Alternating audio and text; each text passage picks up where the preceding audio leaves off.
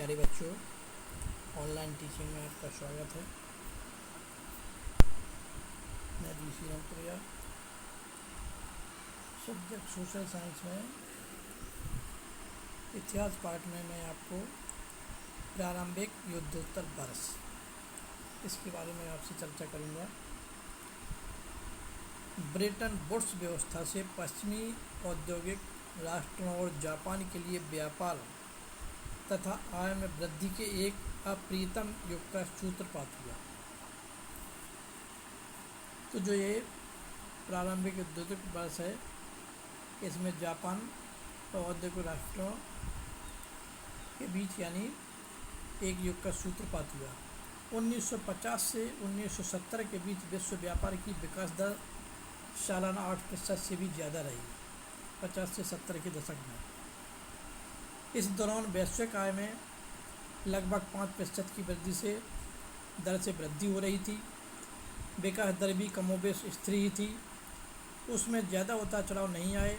इस दौरान ज़्यादातर समय अधिकांश औद्योगिक देशों में बेरोजगारी औसतन 5% से भी कम हुई रही। इन दशकों में तकनीक और उद्यम का विश्वव्यापी प्रसार हुआ। विकासशील देश विकसित औद्योगिक देशों के बराबर पहुंचने की जी तोड़ कोशिश कर रहे थे, इसीलिए उन्होंने आधुनिक तकनीक से चलने वाले संयंत्रों और उपकरणों के आयात पर बेहिसाब पूंजी का निवेश भी किया। अब इसके आगे है अनौपनिवेशीकरण और स्वतंत्रता। जैसे औपनिवेशीकरण, इसी तरह से अनौपनिवेशीकरण जो जस्ट इसका अपोजिट है। दूसरा विश्व युद्ध खत्म होने के बाद भी दुनिया का एक बहुत बड़ा भाग यूरोपीय औपनिवेशिक शासन के अधीन था। अगले 2 दशकों में एशिया और अफ्रीका के ज़्यादातर उपनिवेश स्वतंत्र स्वाधीन राष्ट्र बन चुके थे, लेकिन ये सभी देश गरीबी व संसाधनों की कमी से जूझ रहे थे। इनके लिए गरीब भी देश थे, ये गरीबी थी ये, और संसाधनों की इनके पास कमी थी, से जूझ रहे थे। उनकी अर्थव्यवस्थाएं और समाज लंबे समय तक चले औपनिवेशिक शासन के कारण अस्त व्यस्त हो चुके थे। IMF, जिसे विश्व बैंक कहा जाता है, और विश्व बैंक का गठन तो औद्योगिक देशों की ज़रूरतों को पूरा करने के लिए ही किया गया था। इस संस्थान भूतपूर्व उपनिवेशों में गरीबी की समस्या और विकास की कमी से निपटने में दक्ष नहीं थे। न तो ये गरीबी की समस्या और न ही अपने विकास की कमी से निपटने में दक्ष थे। लेकिन जिस प्रकार यूरोप और जापान ने अपनी अर्थव्यवस्था का पुनर्गठन किया था, उसके कारण ये देश IMF और विश्व बैंक पर बहुत निर्भर भी नहीं थे। इसी कारण 50 के दशक के आखिरी सालों में आकर ब्रेटन वुड्स संस्थान विकासशील देशों पर भी पहले से ज़्यादा ध्यान देने लगे। दुनिया के अल्प विकसित भाग उपनिवेशों के रूप में पश्चिमी साम्राज्यों के अधीन रहे थे।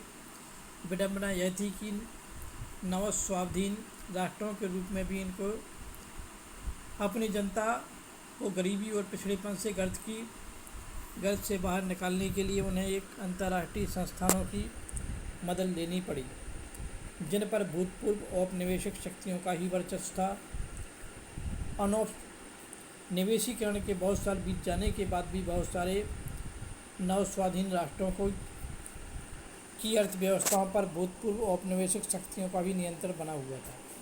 जो भी नए स्वाधीन राष्ट्र थे, उन पर यानी औपनिवेशिक शक्तियों का नियंत्रण फिर भी बना हुआ था। जो देश ब्रिटेन और फ्रांस के उपनिवेश रह चुके थे, या जहाँ कहीं उनका राजनीतिक प्रभुत्व रह चुका, वहाँ के महत्वपूर्ण संसाधनों जैसे खनिज संपदा और ज़मीन पर अभी भी ब्रिटिश और फ्रांसीसी कंपनियों का ही नियंत्रण था, और वे इस नियंत्रण को छोड़ने के लिए किसी भी कीमत पर तैयार भी नहीं थे। कई बार अमेरिका जैसे अन्य शक्तिशाली देशों की बहुराष्ट्रीय कंपनियां भी विकासशील देशों के प्राकृतिक संसाधनों का बहुत कम कीमत पर दोहन करने लगती थीं। दूसरी ओर ज़्यादातर विकासशील देशों को 50 और 60 के दशक में पश्चिमी अर्थव्यवस्थाओं की तेज़ प्रगति से कोई लाभ नहीं हुआ। इस समस्या को देखते हुए उन्होंने एक नई अंतर्राष्ट्रीय आर्थिक प्रणाली के लिए आवाज़ उठाई और समूह G77, जिसे ग्रुप 77 के नाम से जाना जाता है, के रूप में संगठित हो गए। NIEO से उनका आशा एक ऐसी व्यवस्था से था जिसमें उन्हें अपने संसाधनों पर सही मायनों में नियंत्रण मिल सके, जिसमें उन्हें विकास के लिए अधिक सहायता मिले, कच्चे माल के सही दाम मिलें और अपने तैयार मालों को विकसित देशों के बाज़ारों में बेचने के लिए बेहतर पहुंच मिले। इसके लिए यानी वो कार्य कर रहे थे। अब इसके आगे है ब्रेटन वुड्स का समापन और वैश्वीकरण की शुरुआत। सालों की स्थिर व तेज वृद्धि के बावजूद युद्धोत्तर दुनिया में सब कुछ सही नहीं चल रहा था। जब युद्ध के बाद जो दुनिया थी उसमें सब कुछ ठीक नहीं चल रहा था। 60 के दशक से तो विदेशों में अपनी गतिविधियों की भारी लागत ने अमेरिका की वित्तीय और प्रतिस्पर्धा क्षमता को कमज़ोर कर दिया था। अमेरिकी डॉलर अब दुनिया की प्रधान मुद्रा के रूप में पहले जितना सम्मानित और निर्विवाद नहीं रह गया था। सोने की तुलना में डॉलर की कीमत गिरने लगी थी। अंततः स्थिर विनिमय दर की व्यवस्था विफल हो गई और प्रवाहमयी या अस्थिर विनिमय दर की व्यवस्था शुरू की गई। 70 के दशक के मध्य से अंतर्राष्ट्रीय वित्तीय संसाधनों में भी भारी बदलाव आ चुके थे। अब तक विकासशील देश कर्जे और विकास संबंधी सहायता के लिए अंतर्राष्ट्रीय संस्थानों की शरण ले सकते थे, लेकिन अब उन्हें पश्चिम के व्यावसायिक बैंकों और निजी ऋणदाता संस्थानों से कर्ज न लेने के लिए बाध्य किया जाने लगा। विकासशील विश्व में समय समय पर कर्ज संकट पैदा होने लगे, जिसके कारण आय में गिरावट आई थी और गरीबी बढ़ने लगती थी। अफ्रीका और लैटिन अमेरिका में यह समस्या सबसे ज़्यादा दिखाई दी। उद्योगों की वैश्विक बेरोजगारी की समस्या में फंसने लगा था। 70 के दशक के मध्य में बेरोजगारी बढ़ने लगी। 90 के दशक के प्रारंभिक वर्षों तक वहाँ काफ़ी बेरोजगारी रही। 70 के दशक के आखिर सालों से बहुराष्ट्रीय कंपनियों भी एशिया के ऐसे देशों में उत्पादन केंद्रित करने लगीं जहाँ वेतन कम थे।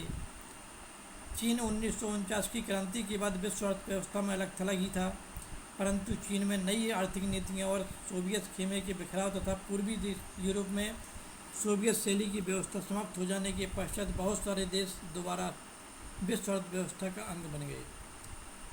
चीन जैसे देशों में वेतन तुलनात्मक रूप से कम थे, फलस्वरूप विश्व बाजारों पर अपना प्रभुत्व कायम करने के लिए प्रतिस्पर्धा कर रही विदेशी बहुराष्ट्रीय कंपनियां ने वहां जमकर निवेश करना शुरू कर दिया था। क्या आपने इस बात पर ध्यान दिया है कि हमारे ज़्यादातर टेलीविज़न, मोबाइल फ़ोन और खिलौने चीन में बने होते हैं या वहाँ के जैसे ही लगते हैं? यह चीनी अर्थव्यवस्था की अल्प लागत अर्थव्यवस्था और ख़ास तौर से वहाँ के कम वेतनों का नतीजा है।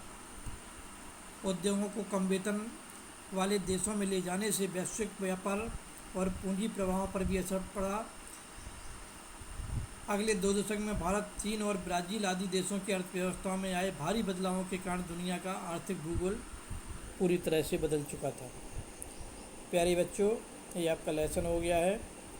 इस लेसन के साथ मैं आपको एक PDF क्वेश्चन आंसर वाली जो आपको यानी अपने नोटबुक में नोट करना है वो मैं आपको भेजूँगा। नेक्स्ट फिर आपसे आगे फिर मिलूँगा। Okay, bye.